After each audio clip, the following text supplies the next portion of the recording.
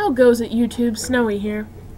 Was looking up stuff to, I did have things, I should say, that I was gonna talk about, but other people and a lot of the other partners have already talked about it.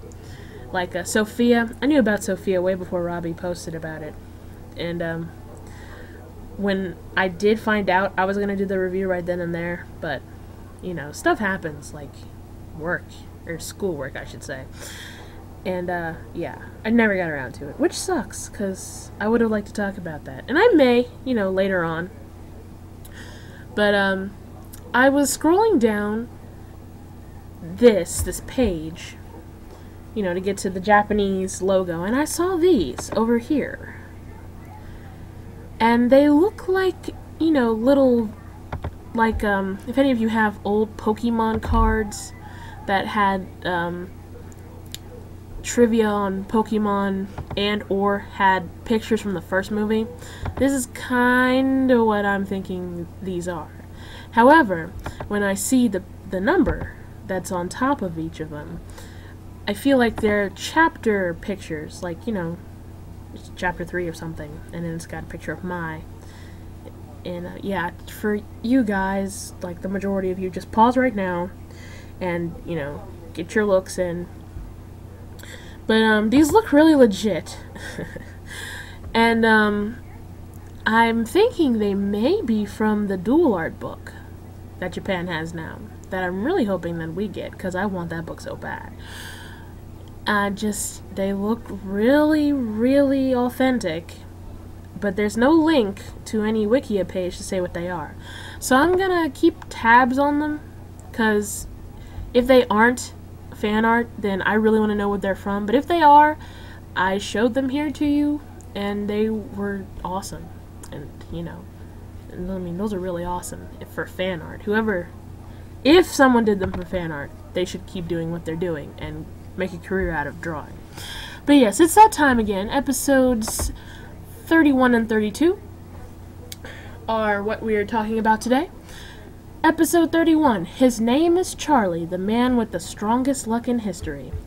So this guy decides to rob a Heartland Museum, and he uses a Duel Monsters card to get rid of the police. And Akari finds this out and hacks into the database to find out the picture or find the guy who did it, and it turns out to be this dude, Charlie McCoy, a friend of Kazuma, Tsukumo.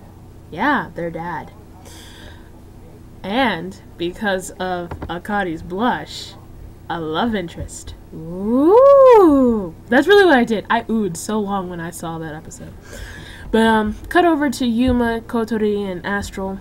They're just walking along. They do that a lot. They walk along the streets and just hang at night. Like good kids. No. I'm kidding. They are good kids, though. But, and they come upon this commotion. And it turns out to be Shark who's dueling. And, he beats the guy he's dueling, and Yuma comes over like, oh yeah, awesome. Didn't know you were actually gonna do it. So yeah, we're gonna duel and everything's gonna be awesome. And then Shark kind of goes into Zuko mode. It's like, no, Yuma, I must defend my honor, and I will beat Ford his own game, and all this good stuff. And revenge! And he rides off. And this leaves Yuma shocked. Revenge? Dueling for revenge? What is this? I don't even. So it kind of leaves him depressed. And then we stumble upon Charlie. Now, this is what I want to know. Charlie duels this guy. Right here. This butch. Really butch guy. What deck? I want to know what deck this guy is using. That he can summon 3 level 2s, 2 level 4s, and 2 level 8 normals to get these 3 out on the field. For those of you that don't know, yes, Daigusto Phoenix, Thunder, and Kachikochi. There you go. But still, oh my gosh, when I saw it, I was like, what? What is this? I laughed so hard. Oh my goodness. But yes, he beats the guy by using his, I want to call it a lucky deck. That's what I want to call it. And, he beats it because he is in the possession of number 7, Lucky Stripe. This dude's pretty cool. I like him. if I could figure out a good way to, like, you know, manipulate the dice without manipulating the dice, if that makes any sense, I would run him. He is the second Exceed, I do believe, and second number for that matter, that is rank 7. He needs 3 level 7s though, so he's kind of harder to get out than Big Eye. You can detach an overlay unit from him and roll a 6-sided die twice, and the higher result times 700 becomes this guy's attack, which originally is 700, which is, you know, horrible, until your next opponent's in phase. If the sum of the result is 7, in addition to the attack boost, you can apply one of these effects. Send all of the cards from the field to the grave, which is pretty much JD.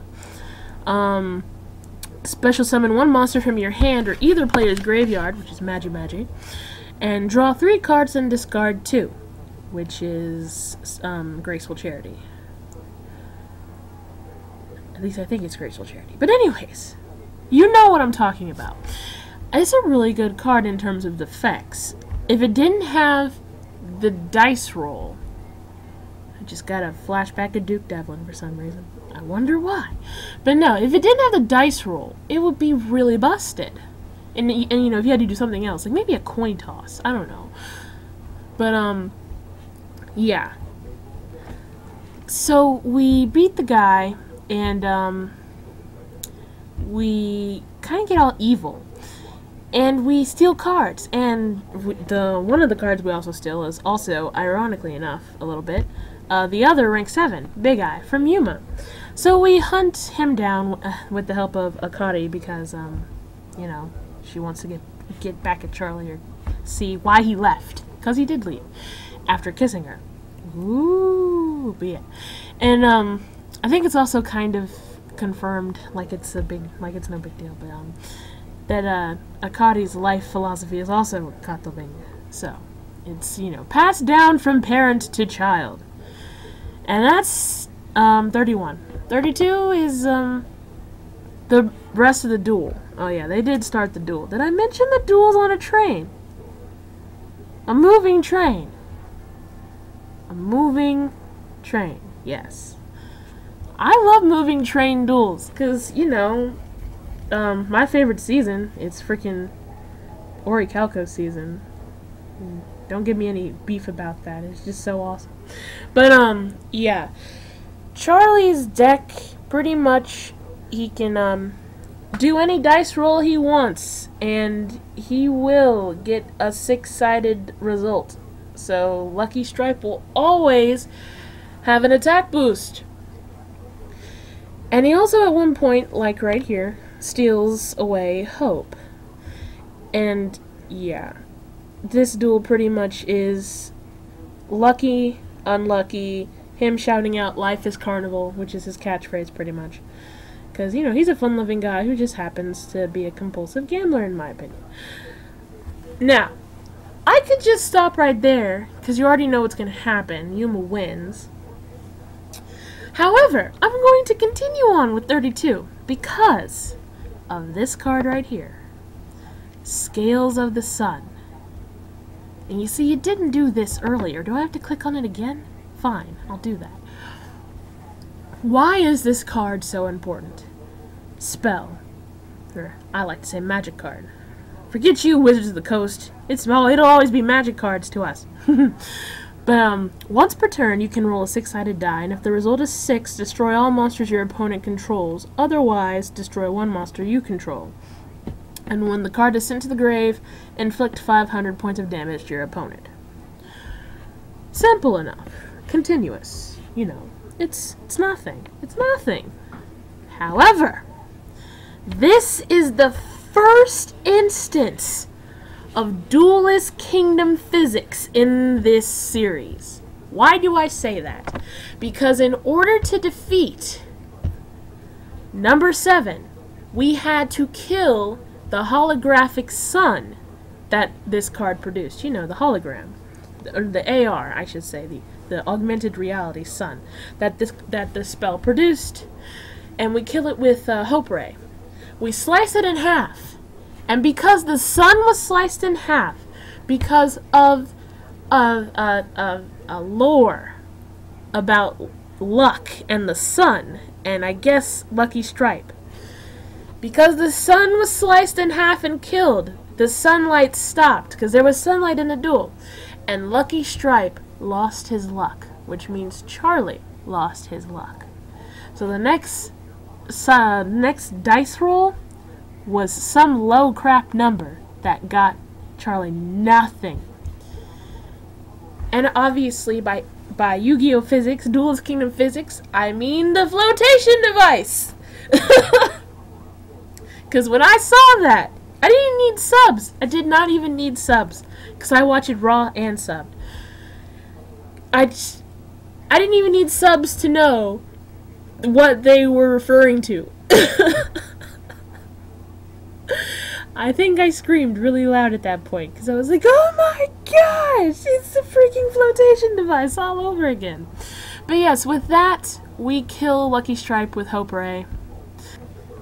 And we don't take it back at this point.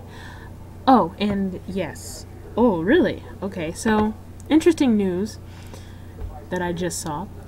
And, I mean, this freaked me out. It's just like, holy crap, 100,000. But he has officially, I guess, set a new record for the highest amount of attack points, which is really cool.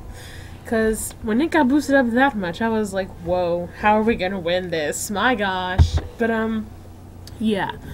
I think it may or may not have to do, with, Lucky Stripe's anime effect. But I'm not really sure. But, we don't get it back because we take it real quick after we stop the moving train to, Charlie's niece. I do believe it's his niece. And, because she's going through she was going to have a surgery, and he wanted to stop by, give her Lucky Stripe for good luck, which it did. And she got through it okay, I do believe, which was really nice. I thought that was kind of a sweet way to end it. And he also left town again after getting slapped by Akari. Slapped real hard, instead of kissed. Thought he was going to get kissed again, that player. But yes, that is 31 and 32. 33 and 34 are going to be directly after this. I do hope. I'm going to try and do another long string, or at least another string. And yeah, I mean, I like these episodes. I do believe ones coming up next, though, are the ones I'm going to have so much fun reviewing. So, comment, rate, subscribe. I will keep tabs on these, because not just for you guys, but for me as well, because these are mostly for me, really, because I think these are awesome. But yes, I will see you guys later.